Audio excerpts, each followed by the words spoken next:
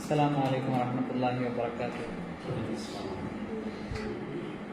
إن الحمد لله نحمده ونستعينه ونستغفره ونعوذ بالله من شرور أنفسنا ومن سيئات أعمالنا. من يهده الله فلا مضل له ومن يضلل فلا هادي له. وأشهد أن لا إله إلا الله وحده لا شريك له وأشهد أن محمدا عبده ورسوله. يا أيها الذين آمنوا اتقوا الله وقولوا قولا سديدا يصلح لكم أعمالكم ويغفر لكم ذنوبكم ومن يطع الله ورسوله فقد فاز فوزا عظيما. எல்லா புகழும் அகிலங்கள் அனைத்திற்கும் ஏகரேவனாகிய தூணின்றி வான்படைத்த அல்லாஹ் ஒருவனுக்கே உரித்தானதாகும். அவனது சாந்தியும் சமாதானமும் அவனுடைய இறுதி தூதர் முஹம்மது ரசூலுல்லாஹ் ஸல்லல்லாஹு அலைஹி வஸல்லம் அவர்கள் மீதும், அவர்களை பின்பற்றி வாழ்ந்த சத்திய சஹாபாக்கள், தாபீன்கள், தபா தாபீன்கள், உலமாக்கள், நல்லோர்கள், நாம் நேசிப்பவர்கள், நம்மை நேசிப்பவர்கள் அனைவரின் மீதும் என்றென்றும் நின்று நிலவட்டமாக. இல்லாமல் அல்லாஹின் நல்லடியார்களே, இன்றைக்கு நாம் ஷமாயில் அப்படின்னு சொல்லப்படக்கூடிய ஷமாயில் சொன்னால் என்ன அப்படின்னா, ஒரு மனிதருடைய நேச்சர் அப்படின்னு சொல்லலாம். ஒரு மனிதருடைய நடத்தை, அவருடைய கேரக்டர், இது எல்லாமே ஷமாயில் அப்படின்னு சொல்லுவாங்க. ஷமாயில் திர்மிதி அப்படிங்கிற ஒரு புக்கு கூட இருக்குது. ரசூல் ஸல்லல்லாஹு அலைஹி வஸல்லமுடைய வர்ணனைகள், மொத்த வர்ணனை, உடல் ரீதியான வர்ணனைகள் எல்லாம் அதில் இருக்கும். இப்போ நாம் அந்த ஷமாயில் திருமிதியில் இருக்கிறத பார்க்கணும். மொத்தமாக புகாரி, ஹதீஸ் போன்ற நூல்கள், நசாயி, அபூ தாவூத், அதே மாதிரி முஸ்னத் அஹ்மது, இப்படி பல கிதாபுகள் இருக்கக்கூடிய ஆதாரபூர்வமான அறிவிப்புகள், ரசூல் ஸல்லல்லாஹு அலைஹி வஸல்லம் அவர்கள் எப்படி இருப்பாங்க அப்படின்னு சொல்லி, ஹில்கா அவர்களுடைய தோற்றம், அதே போல் அவர்களுடைய செயல்பாடுகள் எப்படி இருக்கு அப்படிங்கிறது. இப்போ இதை நாம் படிக்கக்கூடிய நேரத்தில் நமக்கு நிறைய ஆதாரம் இல்லாத புத்தகங்கள்லாம் இப்போ இருக்கு. ரசூல் ஸல்லல்லாஹு அலைஹி வஸல்லம் வர்ணனை சொல்லிட்டு நிறைய ஆதாரமற்ற புத்தகங்கள்லாம் இருக்கு. நாம அதையெல்லாம் படிக்கிறத தவிர்த்து விட்டு எதெல்லாம் புகாரி, முஸ்லிம் போன்ற ஆதாரபூர்வமான ஹதீஸ் கிரந்தங்கள் இருக்குதோ அதை தான் நாம் என்ன செய்யணும் அப்படின்னு சொன்னா படிக்கணும். இது முதலாவதாக. அப்போ இந்த ரசூல் ஸல்லல்லாஹு அலைஹி வஸல்லம் தோற்றம், வர்ணனை பற்றி தான் நாம் இன்னைக்கு பார்க்குறோம். இதுல ரசூலுல்லாஹ்வுடைய தோற்றத்தை முழுமையா என்னால சொல்ல முடியுமா அப்படின்னா முடியாது. அது நிறைய நேரம் எடுக்கும். அப்போ அதுல ஒரு சில விஷயங்களை மட்டும் நான் சொல்றேன் இன்ஷா அல்லாஹ். என்னால் முடிஞ்ச வரைக்கும் சொல்றேன். ரெண்டாவது, அதுல நான் எடுத்த எல்லாமே ஆதாரபூர்வமான செய்திகள்ல உள்ளது. ஸோ அந்த புத்தகம் சம்பந்தமா அந்த பேரை மட்டும், இப்போ புகாரில வருதுன்னா புகாரி, முஸ்லீம்ல வருதுன்னா முஸ்லீம் அப்படிங்கிறத மட்டும் சொல்லிக்கிட்டு போவேன். சில இடங்கள்ல என்ன மறந்து விட்டுட்டா கூட நான் இன்ஷா அல்லாஹ் நான் தாரேன் உங்களுடைய ஆதாரம். அதே போல அது சஹீஹான விஷயமா அப்படிங்கிறதையும் நான் சொல்றேன் இன்ஷா அல்லாஹ்.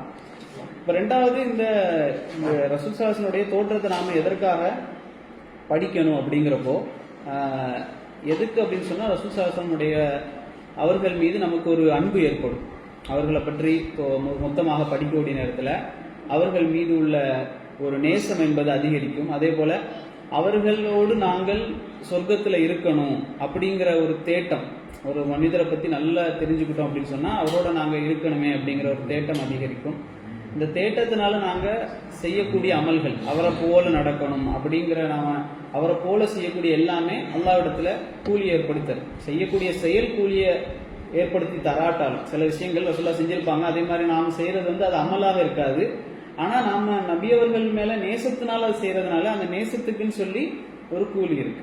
அப்போ இதற்காகத்தான் நாங்க படிக்கிறோம். அதே மாதிரி அல்லாஹ் சுப்ஹானஹு வ தஆலா குர்ஆன்ல சொல்லுவான், வ இன்னக லஅலா குலுகின் அதீம்.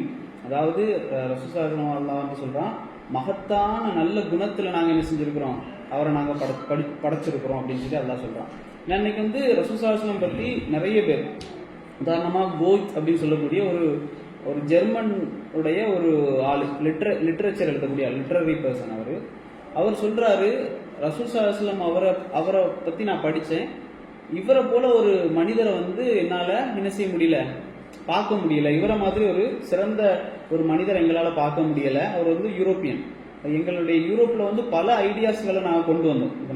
நபி உருவாக்கின ஒரு சமுதாயத்தை மாதிரி நாங்கள் உருவாக்கணும் அப்படின்னு சொல்லி அதை எங்களால செயல்படுத்த முடியல அப்படின்னு சொல்லக்கூடிய அளவுக்கு. அதே போல உங்களுக்கு தெரியும், ஒரு ஃபேமஸான புக் இருக்கு, த 100 அப்படின்னு சொல்லக்கூடிய ஒரு புக்.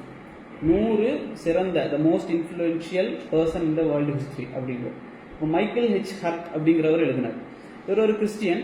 இவர் அந்த 100 சிறந்த ஆளுமை மிக்க மனிதர்கள் உலகத்துல இதுவரை ஆதம் நபியிலிருந்து அவருடைய 1992 அந்த புக் வந்து பப்ளிஷ் ஆகுது. வந்து எடுத்து எழுதுறாரு. அதுல 3வது ஒரு கிறிஸ்டியன், அவர் 3வது இடத்தை கொடுக்கிறாரு ஜீசஸுக்கு அவர் 3வது இடத்தை கொடுக்குறாரு. நீங்க விக்கிபீடியா அடிச்சா தெரியும், 100 போட்டு அடிங்க, அதுல வரும்.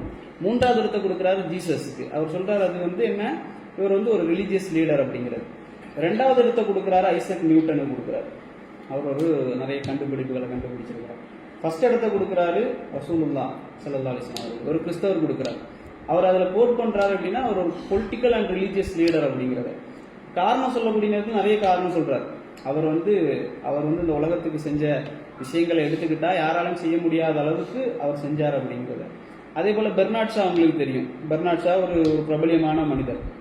அவர் சொல்லக்கூடிய நேரத்தில் அவர் ஒரு புக் எழுதினார், முகம்மது அப்படிங்கிற ஒரு புக் எழுதினார். அந்த புக்கை வந்து பிரிட்டிஷ் அந்த அரசாங்கம் வந்து எரிச்சிச்சு.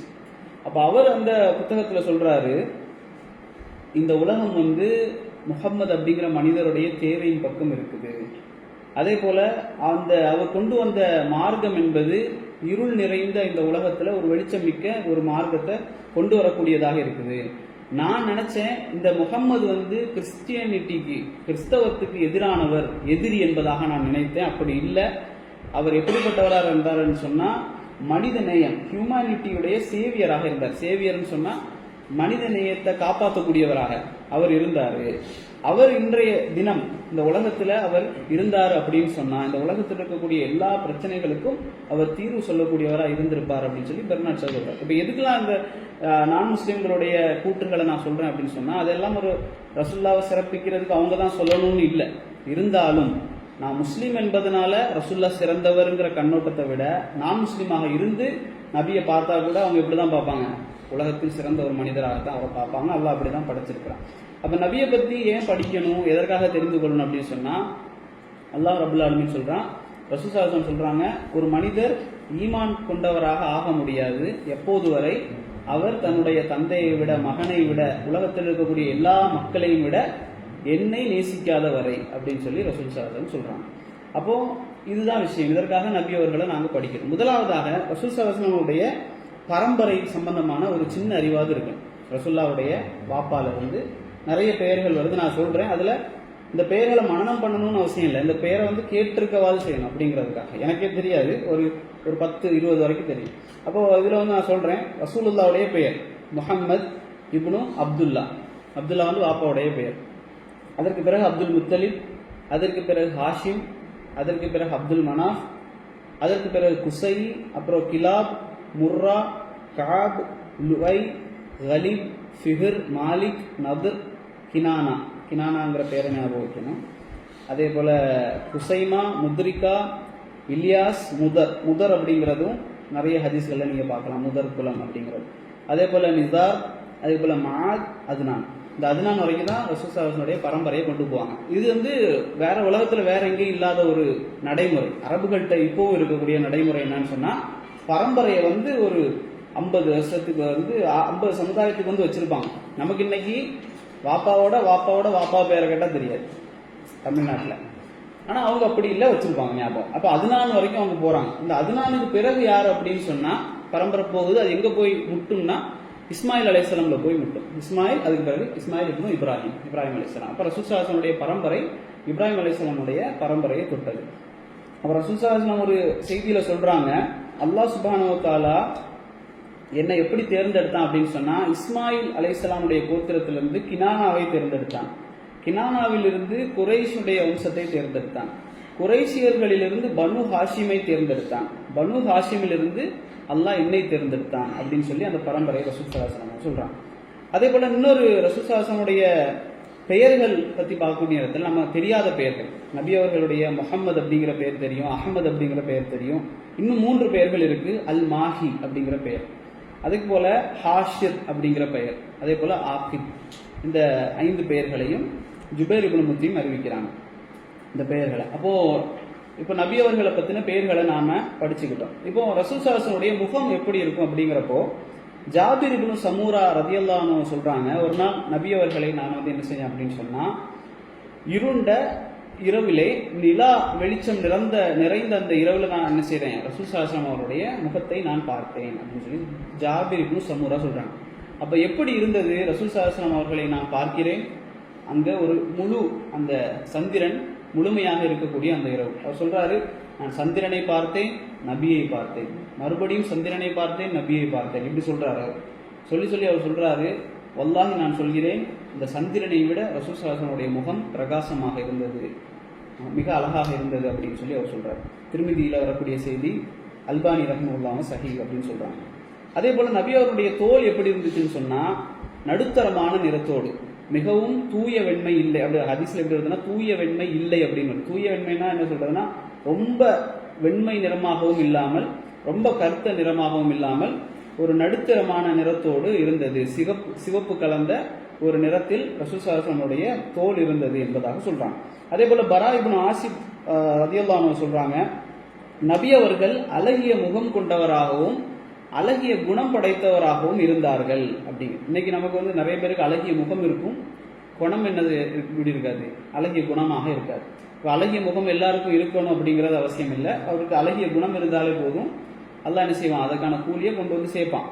ஆனால் ரசூல் ஸல்லல்லாஹு அலைஹி வஸல்லம் அவர்களுக்கு அழகிய முகமும் இருந்தது, குணமும் அழகாக இருந்தது. பரா இப்னு ஆசிப் ரலியல்லாஹு அன்ஹு கேட்கப்பட்டது, நபி அவர்களுடைய முகம் வாளை போல மின்னுமா அப்படின்னு சொல்லி, வாளை போல மின்னுமா அப்படின்னு. அவர் சொல்றாரு, நபி அவருடைய முகம் வாளை போல மின்னாது, சந்திரனை போல மின்னும் அப்படின்னு சொல்றாரு. ஏன்னு சொன்னா உதாரணம் தப்பா சொல்லக்கூடாது, வாளை போல அப்படிங்கிறத சொல்லக்கூடாது, சந்திரனை போல அப்படிங்கிறதுக்காக அவங்க சொல்றாங்க, சந்திரனை போல பிரகாசமாக இருக்கும் அப்படின்னு சொல்லி. அதே போல நபி அவர்களுக்கு மின்னக்கூடிய முகம் இருந்தது. இந்த ஹதீஸ்ல வரக்கூடிய இந்த விஷயங்கள் எல்லாம் நம்ம புகழுக்காக சொல்லுவோமே, அப்படி இருந்துச்சு அப்படிங்கிற மாதிரி இல்லை, எல்லாமே உண்மையாக உள்ளது. ஒரு ஒரு சம்பவத்துல பரம்பரை அறிவிக்கக்கூடிய சில பேர் இருந்தாங்க. முன்பு அரபுகள்ல பரம்பரை அறிவிப்பாங்க, கியாஃபத் அப்படின்னு சொல்லுவாங்க அந்த அறிவிக்கக்கூடியவங்களை. அப்போ ஒரு முறை என்ன செய்யறாங்க அப்படின்னு சொன்னா, ஸைத் ரலியல்லாஹு அன்ஹு அவர்களும் உஸாமா ரலியல்லாஹு அன்ஹு அவர்களும் படுத்து கிடக்குறாங்க, கால் மட்டும் வெளியே தெரியுது, ஆள் யாருன்னு தெரியல. ஸைத் ரலியல்லாஹு அன்ஹு உஸாமா படுத்து கிடக்குறாங்க, வாப்பா மகன் படுத்து கிடக்குறாங்க, முகம் எல்லாம் மூடி இருக்குது, கால் மட்டும் தெரியுது. அப்போ கினானா கோத்திரத்தை சார்ந்த, கினானா சொன்னாங்கல்ல, அந்த கோத்திரத்துல இருக்கிற முத்ரிஜ் அப்படிங்கிற கோத்திரத்துல இருந்து ஒரு மனிதர், அவர் இந்த கியாஃபத்துல திறமை மிக்கவர். இந்த பரம்பரையை கண்டுபிடிக்கிறதுல எப்படி கண்டுபிடிப்பாங்கன்னா, காதை பார்த்து கண்டுபிடிச்சிருவாங்க, காலை பார்த்து கண்டுபிடிச்சிருவாங்க, இப்படியெல்லாம் கண்டுபிடிச்சிருக்கிறாங்க. அப்போ அவர் என்ன செய்யறாரு அப்படின்னு சொன்னா, நபி அவங்க நிற்கக்கூடிய நேரத்துல அவர் சொல்றாரு, இந்த ரெண்டு கால்ல இருந்து வந்துச்சு அப்படின்னு சொல்றாரு.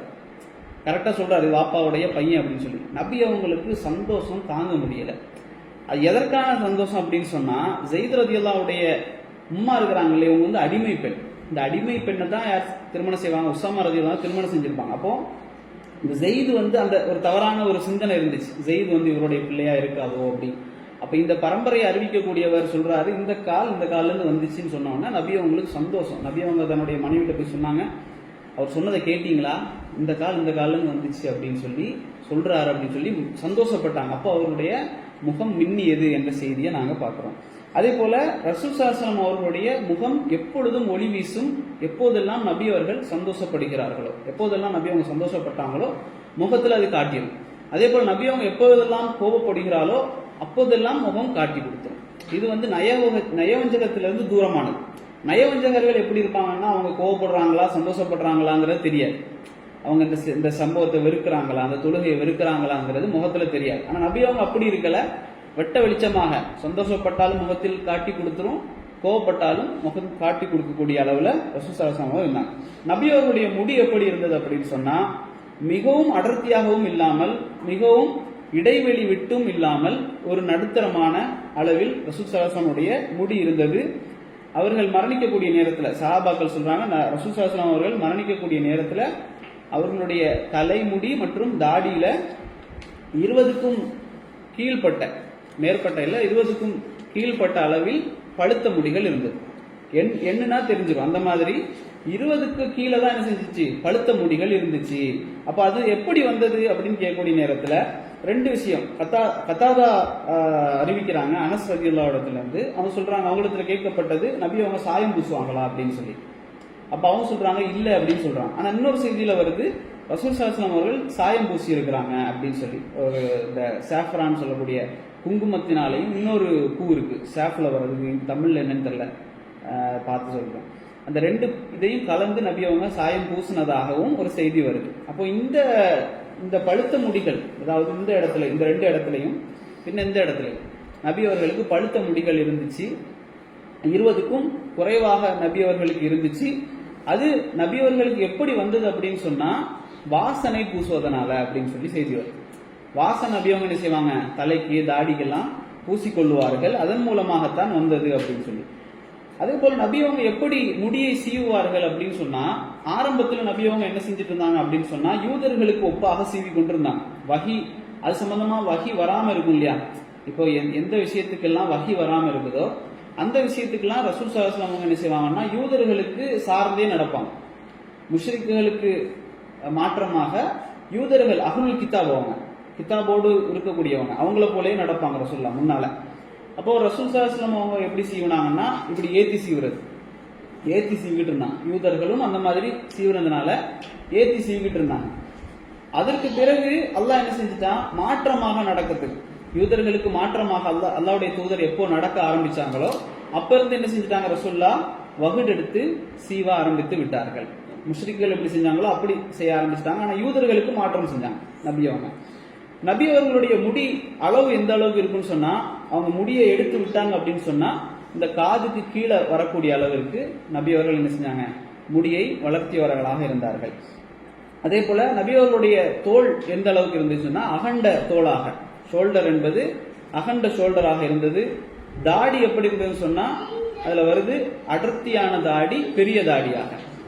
எப்படி சொல்லுவாங்கன்னா ஒரு காதினுடைய சோனை, இதுல இருந்து ஒரு காதினுடைய சோனையிலிருந்து இன்னொரு காதினுடைய சோனை வரை நெஞ்சின் மீது படர்ந்திருந்தது அப்படிங்கிற அந்த செய்தியை நாங்க பார்க்கலாம்.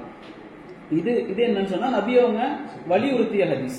சரிங்களா. இப்ப நான் சொன்னது எல்லாமே முடி வளர்க்கணுமா வளர்க்க கூடாதா அப்படிங்கிற நபி அவங்க சொல்லல. நபி அவங்க வச்சிருந்தாங்க, வெட்டனா வெட்டி கொள்ளலாம், வளர்க்கறது சுண்ணான்னு இல்லை. நபி அவர்களை பின்பற்றுறது சுண்ணா செய்யணும் அப்படிங்கிறது இல்லை, வெட்டனா வெட்டிக்கலாம் பிரச்சனை இல்லை. ஆனா தாடியை வந்து ரசூலுல்லாஹ் என்ன சொன்னாங்கன்னா நீங்க கண்டிப்பா வளருங்க, யூதர்களுக்கு மாறு செய்யுங்கள் அப்படின்னு சொல்லி ரசூல் ஸல்லல்லாஹு அலைஹி வஸல்லம் சொன்னாங்க. நபி அவர்களுடைய உயரம் நெட்டையாகவும் இருக்கவில்லை, குட்டையாகவும் இருக்கவில்லை, நடுத்தரமான, அதாவது உயரம் கொண்டவராக இருந்தார்கள். அனஸ் ரலியல்லாஹு அன்ஹு அறிவிக்கிறாங்க, நபி அவர்கள் நல்ல உடல் கட்டமைப்பை கொண்டவர்களாக, வெல் பில்ட் அப்படின்னு சொல்லுவாங்கல்ல, நல்ல உடல் கட்டமைப்பை கொண்டவர்களாக இருந்தார்கள். இது திருமிதியில வரக்கூடிய செய்தி, அல்பானி சஹீஹ் அப்படின்றாங்க. பரா இப்னு ஆசிப் ரலியல்லாஹு அன்ஹு சொல்றாங்க, நான் அல்லாஹ்வுடைய தூதரை விட மிக அழகிய ஒரு மனிதரை நான் எதிலையுமே, அழகிய ஒன்றை நான் கண்டதே இல்லை அப்படின்னு சொல்லி பரா இப்னு ஆசிப் ரலியல்லாஹு அன்ஹு சொல்றாங்க. அதே போல நபி அவர்கள் அணிந்திருக்கக்கூடிய மோதிரம், நபி அவர்கள் ஒரே ஒரு வெள்ளி மோதிரத்தை அணிஞ்சாங்க. எதுக்காக அப்படின்னு சொன்னா, அது வரைக்கும் அவங்க அணியல. எப்போ அணிய ஆரம்பிச்சாங்க அப்படின்னு சொன்னா, இந்த கிஸ்ரா கைசர் மன்னர்களுக்கு கடிதம் எழுதி ரசூலுல்லாஹ் அனுப்புவாங்க. அனுப்பக்கூடிய நேரத்தில் அவங்க என்ன செஞ்சாங்க அப்படின்னு சொன்னா, ஒரு கவர்மெண்ட் சீல் இல்லையே, அப்ப நாங்க திறக்க மாட்டோம் அப்படிங்கிற ஒரு கவர்மெண்ட் ஆயிடுச்சுல நபி அவர்களுடைய ஆட்சியில. அப்போ அதற்காக ஒரு முத்திரை வேணும் அப்படிங்கிறதுக்காக தங்களுடைய மோதிரத்துல முஹம்மது ரசூல் அல்லாஹ் அப்படி எழுதியிருந்தாங்க. அரபுகள் எப்படின்னா சின்ன எழுத்துக்கள் எழுதக்கூடிய நேரத்தில் கீழே இருந்து மேலே போவாங்க, முஹம்மது ரசூல் அல்லாஹ் அப்படிதான் எழுதுவாங்க. இந்த கேலிகிராஃபி நீங்க பார்த்தாலும் தெரியும், கீழே இருந்து மேலே போவாங்க. நம்ம மேல இருந்து கீழே எழுதுவோம், அவங்க கீழே இருந்து மேலே எழுதுவாங்க. அதே போல ரசூலுல்லாஹ்வுடைய மோதிரத்துல முஹம்மது ரசூல் அல்லாஹ் என்று எழுதியிருந்தது. மோதிரம் வந்து சில்வர், தூய சில்வரால செய்யப்பட்ட மோதிரம். அதனுடைய கல் என்பது எத்தியோப்பியான்னு சொல்லக்கூடிய அந்த நாட்டினுடைய அந்த கல்லாக இருந்தது அப்படிங்கிற செய்தி வருது. இப்போ இதுல அணியக்கூடிய விஷயத்துல ஹதீஸ் எப்படி வருதுன்னு சொன்னா, நடு விரலையும் அதை தொடர்ந்து வரக்கூடிய விரலிலும் அணியக்கூடாது அப்படின்னு சொல்லி ரசூலுல்லாஹ் சொன்னாங்க. நடுவிரல், அதை தொடர்ந்து வரக்கூடிய விரல். இப்போ இதுல அறிஞர்களுக்கு மத்தியில கருத்து வேறுபாடு. தொடர்ந்து வரக்கூடியதுன்னா இதுவா அல்லது இதுவா அப்படிங்கிறது. அப்ப எதுல அணியக்கூடாது அப்படிங்கிறது. அப்போ பெரும்பாலான அறிஞர்கள் என்ன சொல்றாங்கன்னா, நம்ம எண்ணக்கூடிய நேரத்துல தொடரக்கூடிய நேரத்துல இப்படிதான் தொடருவோம், அல்லது இப்படி எண்ணக்கூடிய நேரத்துல 1 2 3 தொடரக்கூடிய நேரத்துல இந்த 3லையும் போடக்கூடாது அப்படின்னு. ஆனா சரியான அந்த பெரும்பாலான அறிஞர்கள் என்ன சொல்றாங்கன்னு சொன்னா, இந்த பெருவிரல், இந்த விரல், இந்த விரல், இந்த 3லையும் அணியக்கூடாது, இதை தாண்டி இந்த விரல்களை அணிஞ்சு கொள்ளலாம். எப்படின்னா தொடர்ந்து வரக்கூடிய விரலை எப்படி சொல்றாங்க, 1 2 3 4 5 இப்படி சொல்றாங்க. அப்போ இப்படி நீங்க என்ன செய்யலாம், அணிந்து கொள்ளலாம் அப்படின்னு சொல்லி ரசூல் ஸல்லல்லாஹு அலைஹி வஸல்லம் தடை செய்த விஷயம் நடுவரல் அணியக்கூடாது. அது என்ன மிக முக்கியமான ஒரு விஷயம். அதுக்கு தொடர்ந்து வரக்கூடியதுல கருத்து வேறுபாடுகள் இருக்கு. அப்ப இந்த ரசூல் ஸல்லல்லாஹு அலைஹி வஸல்லம் அவர்கள் அணிந்த இந்த மோதிரத்தை நபி அவர்களுக்கு பிறகு அபூபக்கர் ரலியல்லாஹு அன்ஹு அணிஞ்சாங்க. அதுக்கு பிறகு உமர் ரலியல்லாஹு அன்ஹு போட்டிருந்தாங்க. அதுக்கு பிறகு உஸ்மான் ரலியல்லாஹு அன்ஹு போட்டிருந்தாங்க. இந்த உஸ்மான் ரலியல்லாஹு போட்டிருக்கக்கூடிய நேரத்துல தான் அந்த அரிஸ் அப்படின்னு சொல்லக்கூடிய அந்த கிணற்றுல அந்த மோதிரம் விழுந்தது. இப்போ கூட நீங்க குபா பள்ளிவாசலுக்கு போனீங்கன்னா அங்க இருக்கு அரிஸ் அப்படிங்கிற கிணறு, அது மூடப்பட்டிருக்கு, அந்த இடமும் இருக்குது. அந்த கிணற்றுக்குள்ளதான் அந்த மோதிரம் விழுந்ததாக செய்திகள் வருது. நபி அவர்களுடைய கை எப்படி இருக்கும் அப்படின்னு சொன்னா சஹாபாக்கள் சொல்றாங்க, நபி அவர்களுடைய கையை விட மென்மையான ஒன்றை நாங்கள் தொட்டதில்லை, தூய்மையான பட்டை விட அது மென்மையாக இருக்கும் அப்படின்னு சொல்றாங்க. தூய்மையான பட்டை விட அது மென்மையாக இருக்கும். ஆனா இந்த மென்மை என்பது எப்படி இருக்கும் அப்படின்னு சொன்னா பெண்களுடைய கையை போல இருக்காது, வலு இழந்த கையாக இருக்காது, வலுவான பிடியாக இருக்கும். நபி அவர்கள் பிடித்தார்கள் அப்படின்னு சொன்னா ஒரு வலுவான பிடியாக இருக்கும், மென்மையாகவும் இருந்தது. ஜாபிர் இப்னு சமூரா ரலியல்லாஹு சொல்றாங்க, ஒரு நாள் ரசூல் ஸல்லல்லாஹு அலைஹி வஸல்லம் அவர்கள் தொழுகை முடித்து விட்டு அந்த தெருவில் நடந்து வரக்கூடிய நேரத்துல அவர்களை சில பசங்க என்ன செய்யறாங்க அப்படின்னு சொன்னா சந்திக்கக்கூடிய நேரத்துல நபி ஸல்லல்லாஹு அலைஹி வஸல்லம் அவர்கள் எல்லா சிறுவர்களுடைய கன்னத்திலையும் இப்படி தட்டுறாங்க, தட்டி தட்டி தட்டி தட்டி கொஞ்சிக்கிட்டு போறாங்க. அப்போ ஜாபிர் இப்னு சமூரா அவர் சொல்றாரு, ரசூல் ஸல்லல்லாஹு அலைஹி வஸல்லம் அவர்கள் என்னுடைய கன்னத்திலும் தட்டினார்கள்.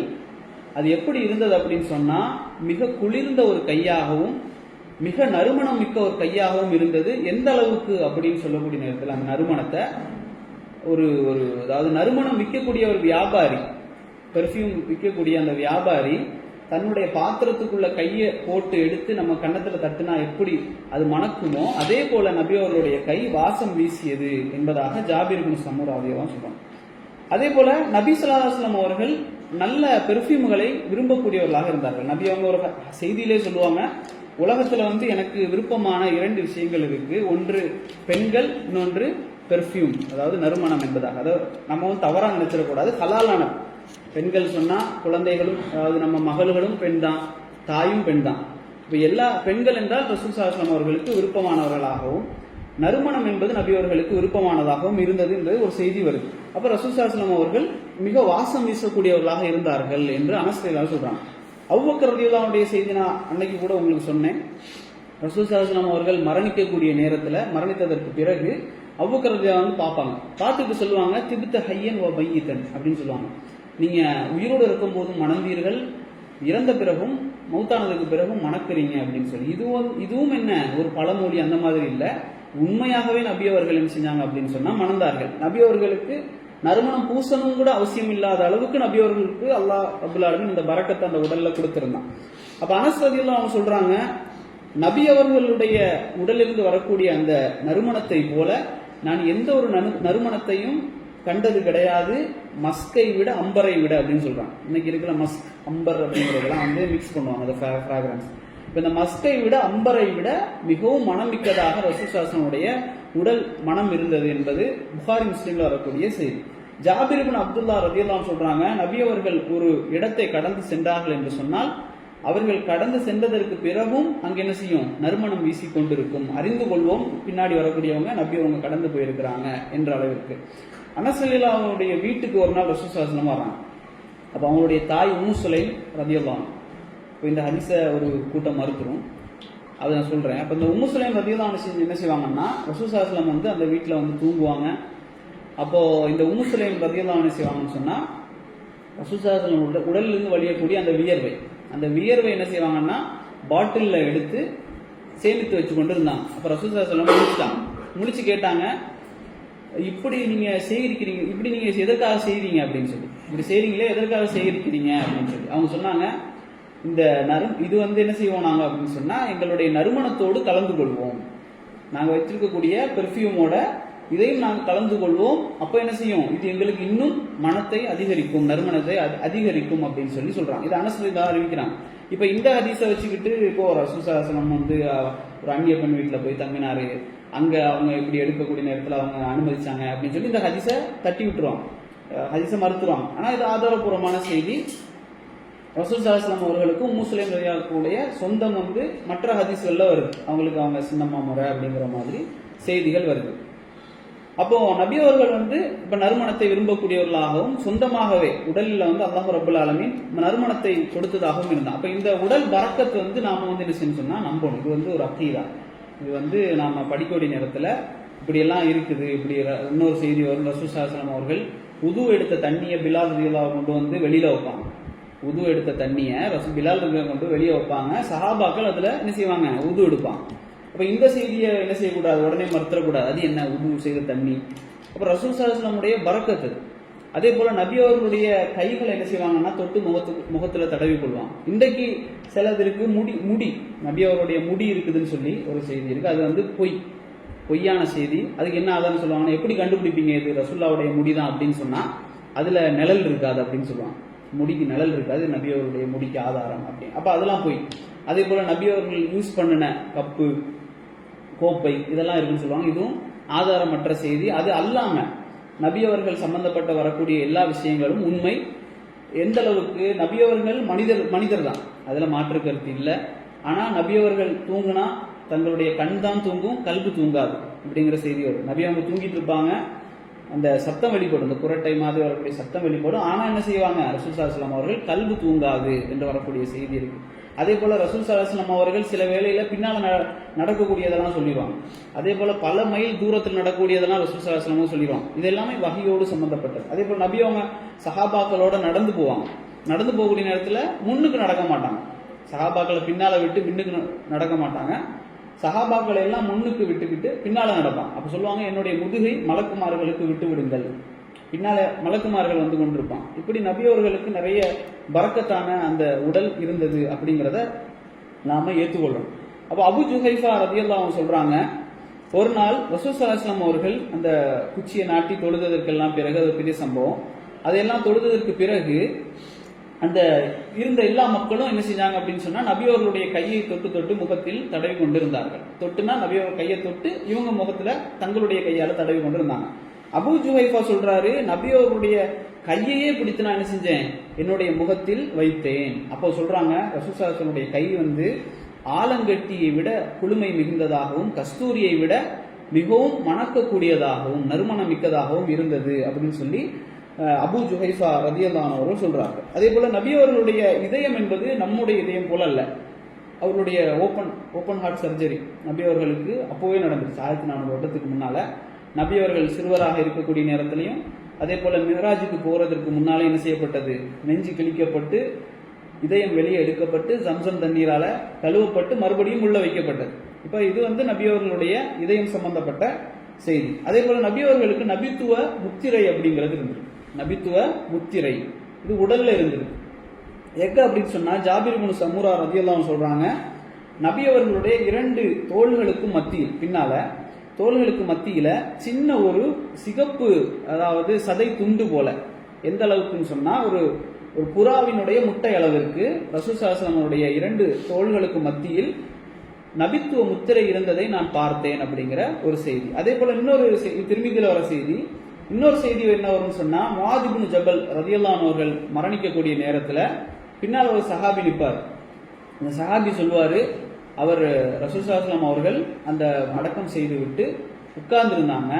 அவங்க வந்து ரசூல் ஸல்லல்லாஹு அலைஹி வஸல்லம் ஒரு செய்தியை சொல்றாங்க, அதாவது அல்லாஹ்வுடைய அர்ஷ் வந்து என்ன செய்து நடுங்கி விட்டது என்பதாக ஒரு செய்தியை சொல்றாங்க. அப்ப அவர் சொல்றாரு, நான் பின்னாலதான் இருந்தேன், நபித்துவ முத்திரை எனக்கு பக்கத்தில் இருந்தது, நான் நாடி இருந்தால் அதை முத்தமிட்டு இருப்பேன் அப்படின்னு சொல்றாங்க. அப்ப இந்த செய்தியை மறுப்பாங்க, நபித்துவ முத்திரை இல்ல, இது ரசூலுல்லாஹ் இருந்ததை ஏத்துப்பாங்க. ஆனா அது நபித்துவ முத்திரை இல்ல, சஹாபாக்கள் சும்மா விளங்கி வச்சிருந்தாங்க, அது நபித்துவ முத்திரையா இருக்கும் அப்படின்னு சொல்லி விளங்குனாங்க. அப்படி இல்லை, உண்மையாகவே அது நபித்துவ முத்திரை. நபி அவங்க என்ன செஞ்சிருந்தாங்கன்னா அங்கீகரிச்சிருந்தாங்க. சஹாபாக்களுடைய ஒருமித்த ஒரு கருத்து இது. இன்னொரு செய்தியிலே நமக்கு தெளிவாகுது. சல்மான் ஃபாரிசி ரலியல்லாஹு அன்ஹு ஒரு சஹாபி இருந்தாப்ல. இதுக்கு ஒரு அழகான கதை. அவர் வந்து ஒரு பாதிரியாராக போய் சந்திச்சு தான் கடைசியில தான் இஸ்லாத்துக்கு வந்தார். அவர் ஒரு தேடல்ல இருந்தார், எது உண்மையான மார்க்கம் அப்படிங்கிற தேடல்ல. அதுல கடைசியாக ஒரு கிறிஸ்தவ பாதிரியாரை அவர் சந்திப்பார். அவர் சந்திக்கக்கூடிய நேரத்தில் அந்த பாதிரியார் சொன்ன விஷயம் என்ன அப்படின்னு சொன்னா, இறுதி தூதரனுடைய நேரம் நெருங்கி விட்டது. அவர் என்ன செய்வார்னு சொன்னா, ஆபிரகாமுடைய அந்த மதத்தை கொண்டு வருவார். அவர் எங்கிருந்து தோன்றுவார் அப்படின்னு சொன்னா அரபுகளினுடைய பூமியிலிருந்து தோன்றுவார். அவர் எங்கு செல்வார் என்று சொன்னால் மதீனாவை சொல்றாங்க. 2 கருப்பு மலைகளுக்கு மத்தியில் இருக்கக்கூடிய அந்த பேரித்தம்பலம் நிறைந்த அந்த ஊருக்கு அவர் ஹிஜ்ரத் செய்து செல்வார். அவருக்கு பரிசுகள் வழங்கப்பட்டால் ஏற்றுக்கொள்வார். பரிசுகள் வழங்கினால் கிஃப்ட் கொடுத்தீங்கன்னா ஏற்றுக்கொள்வார். அதெல்லாம் சதக்கா ஜக்காத் போன்றவைகளை அவர் ஏற்றுக்கொள்ள மாட்டார். அதே போல அவங்க சொல்றாங்க, தொடர்ந்து சொல்லக்கூடிய நேரத்தில் அந்த மனிதருடைய 2 தோள்களுக்கும் மத்தியில் நபித்துவ முத்திரை இருக்கும் அப்படின்னு சொல்றாரு. அதுக்கு பிறகு சொல்றாரு, உன்னால அங்க ஹிஜ்ரத் செய்து போக முடியும் என்று சொன்னால் நீ அங்கு சென்று விடு அப்படின்னு சொல்லி அந்த கடைசி பாதிரியார் சொல்லுவார். அதுக்கு பிறகுதான் சல்மான் ஃபாரிசி ரலியல்லாஹு அவர்கள் ரசூலுல்லாஹ் இருக்கக்கூடிய மதீனாவுக்கு வருவாங்க. அப்புறம் இஸ்லாத்தை ஏற்றுக்கொள்வாங்க. அப்ப இதுவும் நாம தெரிஞ்சு கொள்ளணும். அடுத்ததாக நபி அவர்களுடைய அந்த கைக்கு மத்தியில் இருக்கக்கூடிய அந்த அக்குல் என்ற பகுதி, இது எப்படி இருந்தது என்று சொல்லக்கூடிய நேரத்தில் சஹாபாக்கள் சொல்றாங்க, நபி அவர்கள் தொழுகையில் சஜிதா செய்வார்கள். 2 கைகளையும் விரித்தவர்களாக. சஜிதா கரெக்டா செஞ்சா அது 2ஐயும் விரித்து தான் செய்யணும். ஒரு ஆடு உள்ளுக்கு, ஒரு குட்டி ஆடு உள்ள நுழைஞ்சு வெளியே போற அளவுக்கு. அப்ப இப்படி நபி அவங்க செய்யக்கூடிய நேரத்தில் ரசூல் ஸல்லல்லாஹு அலைஹி வஸல்லம் அக்குலினுடைய வெண்மையை நாங்கள் கண்டோம் என்று சஹாபாக்கள் சொல்றாங்க. அதே போல இன்னொரு செய்தியில ரசூல் ஸல்லல்லாஹு அலைஹி வஸல்லம் அவர்கள் மழைக்காக வேண்டி துவா செய்யறாங்க, கையேந்தி துவா செய்தார்கள். அப்பொழுதும் ரசூல் ஸல்லல்லாஹு அலைஹி வஸல்லம் அக்குலினுடைய வெண்மையை நாங்கள் கண்டோம் என்று சஹாபாக்கள் சொல்றாங்க. இது எல்லாம் எதற்கு அப்படின்னு சொன்னா, சஹாபாக்கள் அப்படி பார்த்தாங்க, அப்படி ஒவ்வொன்றையும் பார்ப்பாங்க. பாருங்களேன், ஒரு முடியில 20 முடி அப்படிங்கிற அளவுக்கு அவங்க எண்ணக்கூடியவர்களாக சஹாபாக்கள் இருந்தாங்க. எல்லா விஷயத்தையும் நோட் பண்ணாங்க. நபி அவர்களும் இந்த 23 ஆண்டுகள் நபித்துவத்தில் இருந்தும் கூட ஒரு இடத்துல கூட அவங்க மிஸ் பண்ணல. எதையுமே தூய்மையானவர்களாக மனமிக்கவர்களாக இருந்தார்கள் என்பதை நாங்கள், இது ஒரு நபி என்பதற்கான ஒரு ஆதாரம். சரிங்களா? அதே போல நபி அவர்களுடைய ஆடை எப்படி இருந்தது அப்படின்னு சொல்லக்கூடிய நேரத்தில் உம்மு சலமா ரலியல்லாஹு அன்ஹா சொல்றாங்க, நபி அவர்கள் அதிகமாக செமிஸ் என்று சொல்லக்கூடிய கமீஸ் அதை விரும்பக்கூடியவர்களாக இருந்தார்கள். முன்னால என்ன ஆடை இருந்தது அப்படின்னு சொன்னா அந்த 2 உடை, ரிதா இதார், உம்ராக்கு நம்ம உடுப்போமே, கீழே ஒன்று மேலே ஒன்று, இப்படி இதை போட்டு கொண்டு இருந்தாங்க. ஆனா நபி அவர்கள் அதிகமாக கமீஸை விரும்புவார்கள். ஷேக் ஹுசைமின் ரஹிமஹுல்லாஹ் அவங்க சொல்லுவாங்க, அரபு உலக அறிஞர், கமீஸ் என்பது ஒரே ஆடை. இப்போ அரபுகள் உடுக்கக்கூடிய அந்த ஒரே ஆடையாக இருந்தது. அது முழுமையாக உடலை மறைக்கக்கூடியதாக இருந்தது. இது ரசூல் ஸல்லல்லாஹு அலைஹி வஸல்லம் அவர்கள் அதிகமாக விரும்பினார்கள் என்ற செய்தியை நாங்கள் பார்க்கலாம். அதே போல இப்னு அப்பாஸ் சொல்றாங்க, நபி அவர்கள் அதிகமாக வெண்மையை தேர்ந்தெடுப்பார்கள், வெள்ளை ஆடையை தேர்ந்தெடுப்பாங்க. ரசூல் ஸல்லல்லாஹு அலைஹி வஸல்லம் சொன்னாங்க, உங்களுக்கு உயிரோடு இருக்கக்கூடியவர்களுக்கும் நீங்கள் அணியுங்கள், இறந்தவருக்கும் நீங்கள் அந்த வெண்மையான ஆடை அணியுங்கள், உங்களில் இருக்கக்கூடிய ஆடைகளில் சிறந்த ஆடையாக அந்த வெண்மையான ஆடை இருக்கட்டும் என்ற செய்தியை நாங்கள் திருமிதியில பார்க்கிறோம். அதே போல நபி அவர்களுக்கு ஒரு சிகப்பு ஆடை இருந்தது, ரெட் கலர் ட்ரெஸ் இருந்துச்சு. ஒரு சம்பவம் அது என்னன்னா, ஹவாரிஜிகள்னு ஒரு குரூப் இருந்துச்சு. நம்ம இன்ஷால்லாஹ் ஒரு நாள் இந்த வழிகட்ட கூட்டத்தை பத்தி நாம படிக்கணும். அப்ப இந்த ஹவாரிஜிகள் யாருன்னு சொன்னா, அலி ரலியல்லாஹுடைய பீரியட்ல ரொம்ப ஜாஸ்தியாகி அலி ரலியல்லாஹு சண்டையெல்லாம் போட்டாங்க. இந்த ஹவாரிஜிகள் முஸ்லீம்கள் தான், அவங்க குரானை தான் பேசுவாங்க, ஹதீஸ் தான் பேசுவாங்க. அப்ப இவங்க அலி ரலியல்லாஹுடைய அந்த பீரியட்ல ரொம்ப ஜாஸ்தியானாங்க. அப்ப இவங்களிடத்துல பேசுவதற்காக இப்னு அப்பாஸ் ரலியல்லாஹு போனாங்க. அப்ப இந்த ஹவாரிஜிகள் ஒரு டென்ட்ல உட்கார்ந்து இருக்கிறாங்க. இப்னு அப்பாஸ் சிகப்பு ஆடை அணிந்து உள்ள போறாங்க. போனவங்க கேட்டாங்க, இது ஹராமான ட்ரெஸ் அப்படின்னு சொன்னாங்க. அப்ப இப்னு அப்பாஸ் சொன்னாங்க, ரசூல் ஸல்லல்லாஹு அலைஹி வஸல்லம் அவர்கள் இந்த சிகப்பு ஆடையை ஹராம் ஆக்கல. ரசூல் ஸல்லல்லாஹு அலைஹி வஸல்லம் எதை ஹராம் ஆக்குனாங்க அப்படின்னு சொன்னா, மஞ்சளில் சிவப்பு கலந்த ஆடை, இந்த காவி நிறம் அப்படிங்கிற சொல்லக்கூடிய அந்த ஆடையை தான் என்ன செஞ்சாங்க, ஹராம் ஆக்கினார்கள் என்பதாக இப்னு அப்பாஸ் ரலியல்லாஹு அன்ஹு சொல்றாங்க. அதே போல நபி அவர்களுக்கு நஜ்ரானில் இருந்து ஒரு மேல் துண்டு ஒன்று இருந்தது. நபி அவர்களுக்கு விருப்பமான ஒரு நஜ்ரானி மேல் துண்டு ஒன்று இருந்தது. நபி அவர்கள் அனஸ் சொல்றாங்க, நான் அந்த நபியோடு அந்த ஆடை அணிந்தவர்களாக அவர்கள் இருக்கக்கூடிய நேரத்தில் நான் தெருவில் சென்று கொண்டிருந்தேன். அப்போ ரசூல் ஸல்லல்லாஹு அலைஹி வஸல்லம் அவர்கள் நடந்து போய் கொண்டிருக்கிற நேரத்துல ஒரு காட்டு அரபி அவருக்கு அவர் நபி அவர்களுக்கு ஒரு சில விஷயங்களை கொடுத்திருந்தார், திருப்பி நான் கேட்கும்போது தரணும் அப்படின்னு சொல்லி. அந்த நேரம் நெருங்கல, அந்த நேரம் கடக்கல. ரசூல் சொன்னாங்க, இந்த நாளுக்கு பிறகு நான் தருவேன் அப்படின்னு சொல்லியிருந்தாங்க. அந்த நேரம் இன்னும் ஆகல. ஆனால் அந்த காட்டரபி என்ன செஞ்சார் அப்படின்னு சொன்னா, நபி அவர்கள் அந்த தெருவில் நடந்து போகக்கூடிய நேரத்தில் அந்த நஜ்ரானி அந்த மேலாடையை பிடிச்சி ரசூல் ஸல்லல்லாஹு அலைஹி வஸல்லம் அவர் கழுத்தோட வச்சு இறுக்கிட்டார். அப்போ இருக்கின உடனே நபி அவங்க என்ன செஞ்சாங்க அப்படின்னு சொன்னா, ரொம்ப காட்டமான ஒரு நடத்தை அது. நடந்தவொடனே ரசூல் ஸல்லல்லாஹு அலைஹி வஸல்லம் அவங்க முடியல, ரசூல் ஸல்லல்லாஹு அலைஹி வஸல்லம் கழுத்தை பிடிச்சி இழுத்துட்டாரு. இழுத்த உடனே அனஸ் சொல்றாங்க, நபி அவர்களுடைய கழுத்துல அந்த தடத்தை நான் பார்த்தேன்.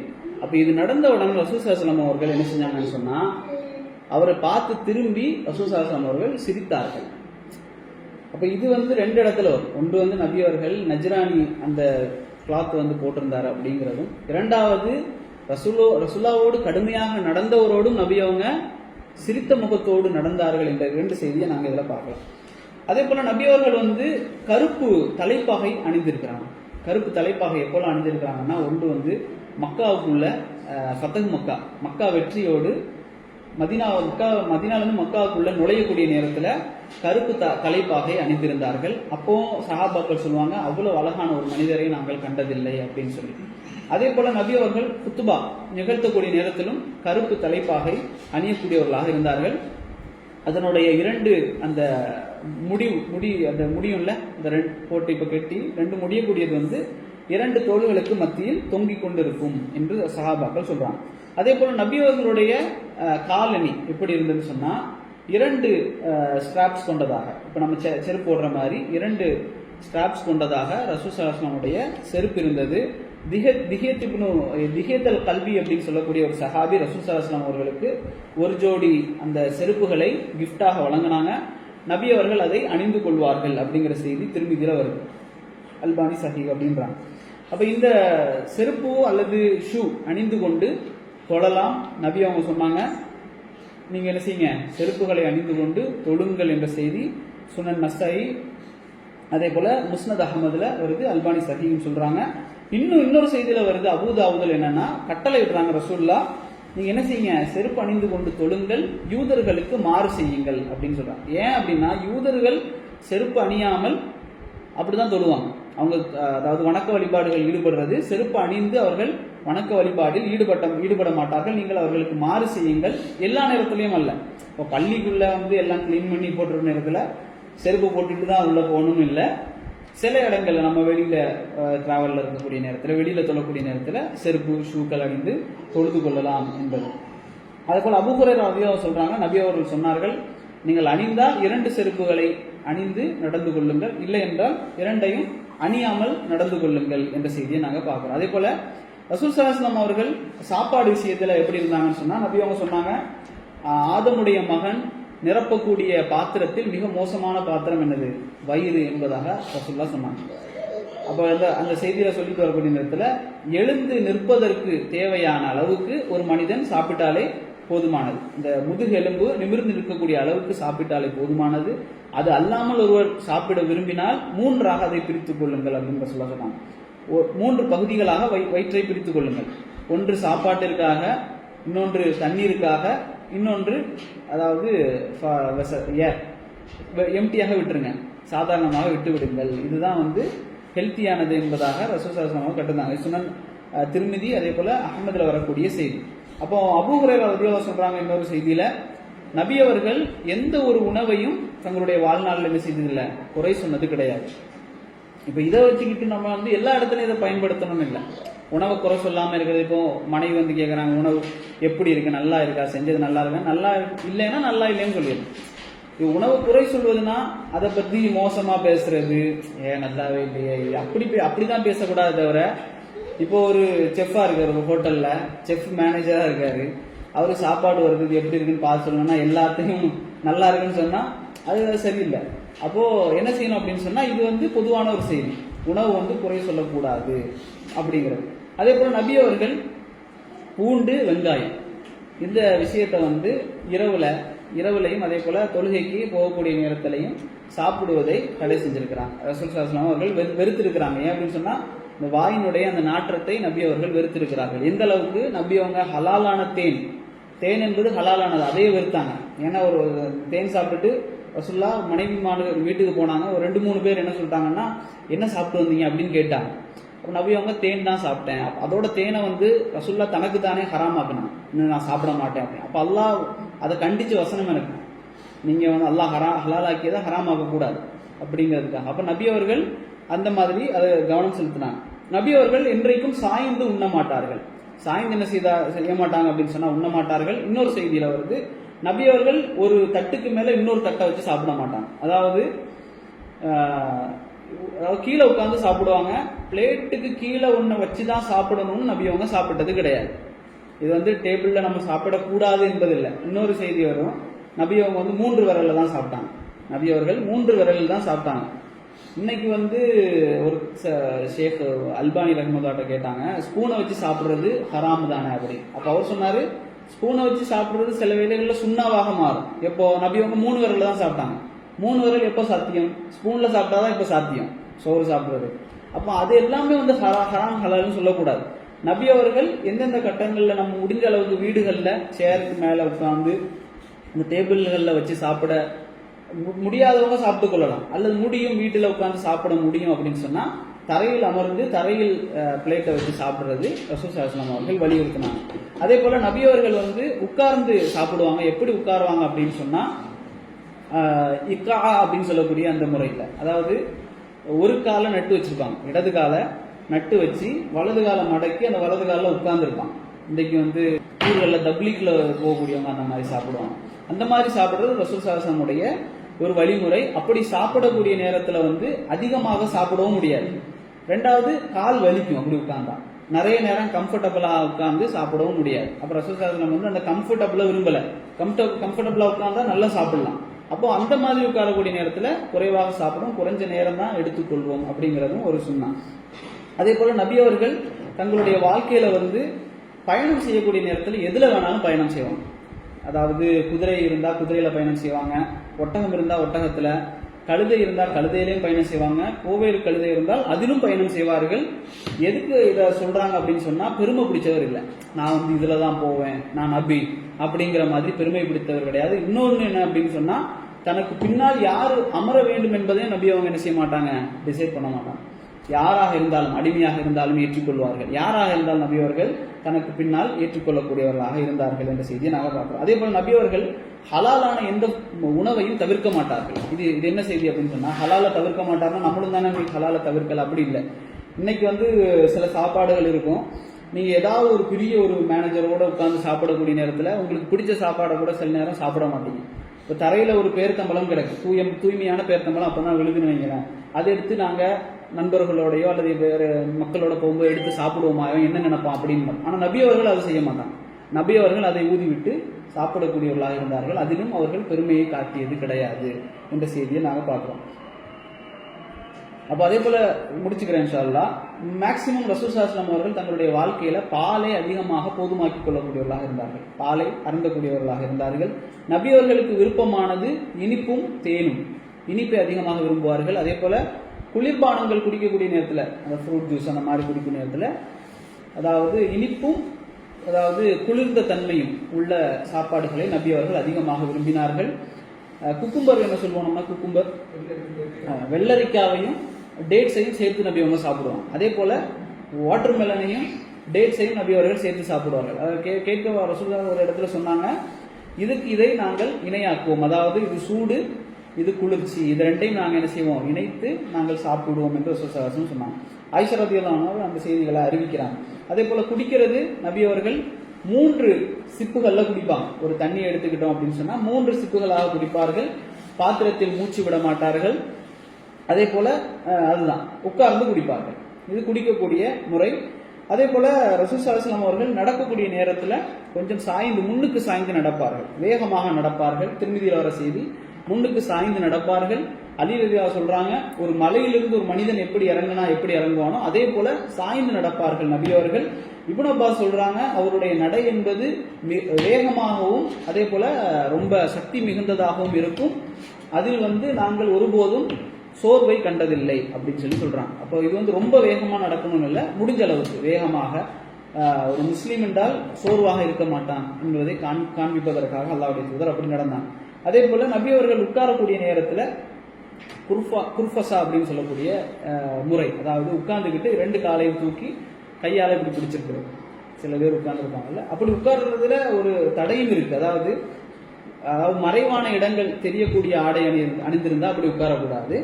அப்படி இல்லாத ஆடை அணிந்திருக்கக்கூடிய நேரத்தில் உட்கார்ந்து 2 கால்களையும் நட்டு வச்சு கால்களை பிடித்து கொண்டு நபி அவர்கள் உட்கார்ந்திருந்ததாக, பள்ளிவாசல் உட்கார்ந்திருந்ததாக செய்தி வருது. அதே போல் நபி அவர்கள் பள்ளிவாசல்ல படுத்திருந்ததாக ஒரு செய்தி வருது. எப்படின்னு சொன்னா, நபி அவர்கள் பள்ளிவாசலில் படுத்திருந்தார்கள், ஒரு காலுக்கு மேல் இன்னொரு காலை போட்டவர்களாக. இந்த சஹீஹ் புகாரிலேயோ சஹீஹ் முஸ்லீம்ல நினைக்கிறேன் அது செய்தி வரும். எப்படின்னா, ஒரு இதுல வரும், அல்லாஹ்வுடைய தூதர் ஒரு காலுக்கு மேல் இன்னொரு கால் போடுவதை தடை செய்தார்கள் அப்படின்னு. ஒரு காலுக்கு மேல இன்னொரு கால் போடுவதை தடை செய்தார்கள். அதுக்கு அடுத்த ஹதீஸ்லயே வரும், நபி அவர்களை நான் பார்த்தேன் பள்ளிவாசல்ல படுத்திருந்தார்கள், ஒரு காலுக்கு மேல் இன்னொரு காலை போட்டவர்களாக. இப்போ ஒரு ஹதீஸ் இன்னொரு ஹதீஸ் முரண்படுதுன்னு மறுத்தரக்கூடாது. அப்ப அது என்ன அப்படின்னு சொன்னா, எப்படி போடக்கூடாதுன்னா, ரெண்டு காலையும் நட்டு வச்சு, ஒரு காலை படுத்து கிடந்துட்டு ஒரு காலை நட்டு வச்சு அதுக்கு மேல இன்னொரு காலை போட்டு உட்காரு படுக்கிறது கூடாது. ரெண்டு காலையும் நீட்டி வச்சு ஒரு காலுக்கு மேல ஒரு காலை போடுவோமே, இதுதான் நபி அவர்கள் என்ன செஞ்சிருந்தாங்க அப்படின்னு சொன்னா போட்டிருந்தார்கள் என்பதை நாங்கள் தெரிஞ்சுக்கொள்வோம். அதே போல நபி அவர்களுடைய பண்புகள், ரசூல் ஸல்லல்லாஹு அலைஹி வஸல்லம் அவர்கள் அதிகமாக சிரிக்கக்கூடியவர்களாக இருந்தார்கள், சிரித்த முகத்தோடு இருந்தார்கள். அப்துல்லா இப்னு ஹாரிஸ் ரலியல்லாஹு அன்ஹு அவர்கள் அறிவிக்கிறார்கள். அதே போல இன்னொரு செய்தி, எந்த அளவுக்கு எப்படி சிரிப்பாங்கன்னா, எல்லாரும் நம்ம தமிழ்ல எப்படி சொல்றதுன்னு தெரியல, அதாவது இங்கிலீஷ்ல வந்து லாஃப் அப்படிங்கிறது இருக்கு, ஸ்மைல் அப்படிங்கிறது இருக்கு, சரியா? சஹாபாக்கள் வந்து அந்த சுபுடைய தொழுகை, ஃபஜ்ருடைய தொழுகை முடித்துட்டு பள்ளியில உட்கார்ந்து ஜாஹிலியத்து காலத்து கதையெல்லாம் பேசி சிரிச்சுக்கிட்டு இருப்பாங்க. சிரிச்சுக்கிட்டு இருக்க இடத்துல சஹாபாக்கள் எல்லாம் சிரிச்சுக்கிட்டு இருப்பாங்க. என்னன்னா, இந்த நாங்க வந்து பயணத்துல போவோம், அப்ப எங்களுக்கு வந்து இந்த சாமி போட்டோ அந்த மாதிரி எதுவும் கிடைக்காது. ஒன்னு செய்வோம், களிமண் அல்லது பேரித்தம்பழத்தால அந்த சாமி சிலைகளை செஞ்சு என்ன செய்வோம், அதை வழிபடுவோம். பசி எடுத்துனா அதை எடுத்து சாப்பிடுவோம்.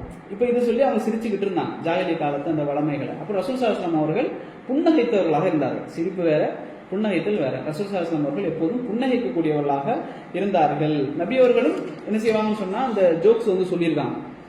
சஹாபாக்கள் சொல்லுவாங்க, நபி அவர்களும் எங்களோடு இந்த ஜோக்ஸ் சொல்லிக்கிட்டு இருப்பாங்க, ஆனால் அது எல்லாமே எப்படிதான் இருக்கும், உண்மையானதான் இருக்கும், பொய்யாக அவர் என்ன செய்ய மாட்டாங்க, சொல்ல மாட்டாங்க. ஒரு செய்தி வருது, ஒரு வயதான மூதாட்டி நபி அவர்களிடத்துல வந்து கேட்பாங்க, யார் சொல்ல அந்த மாதிரி வயதானவர்கள் நாங்க வந்து சொர்க்கம் போக முடியுமா அப்படி.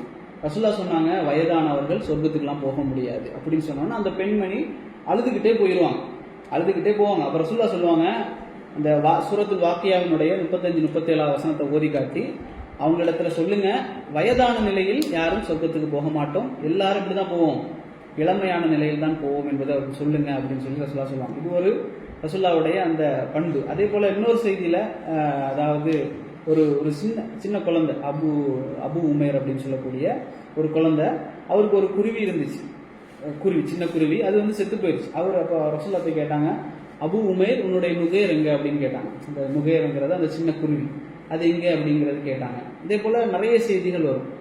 சஹாபாக்கள், அதாவது சஹாபாக்கள் அப்படிதான் நல்ல விளையாடக்கூடியவர்களாக இருந்தார்கள். ஒரு செய்தி வரும், சஹாபாக்கள் எப்படி இருந்தார்கள்னு சொன்னா, தர்பூசணி இருக்குல்ல, இதை தூக்கி போட்டு விளையாடி கொண்டிருப்பார்கள், ஆனால் போர் என்று வந்துவிட்டால் அவர்களுக்கு பொறி பறக்கும் என்பதாக வரக்கூடிய செய்திகளை நாங்கள் பார்க்கலாம். அதே போல ஜாகிர் அப்படிங்கிற டைம் இருக்கா இல்லையா,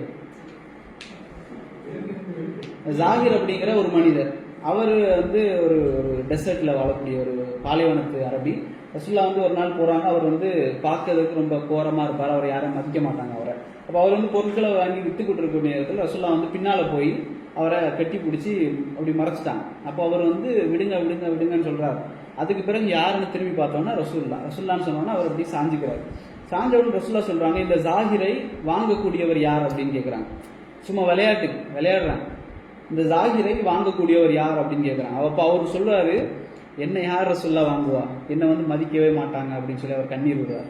ரசூல்லா சொல்லுவாங்க, ஜாகிரே, நீ இந்த மக்களுக்கு மத்தியில் தான் அதாவது விலை இல்லாதவனாக இருந்தாலும் அல்லாஹ்விடத்தில் நீ விலை உயர்ந்தவன் என்பதாக ரசூல்லா சொல்லலாம்னு சொன்னாங்க. ரசூல்லாவுடைய பணிவை எடுத்துக்கிட்டீங்கன்னா, ஒரு மனிதர் வந்து வர்றாரு ரசூல்லா இடத்துல அந்த பையத்து சம்பந்தமாக பேசுவதற்கு.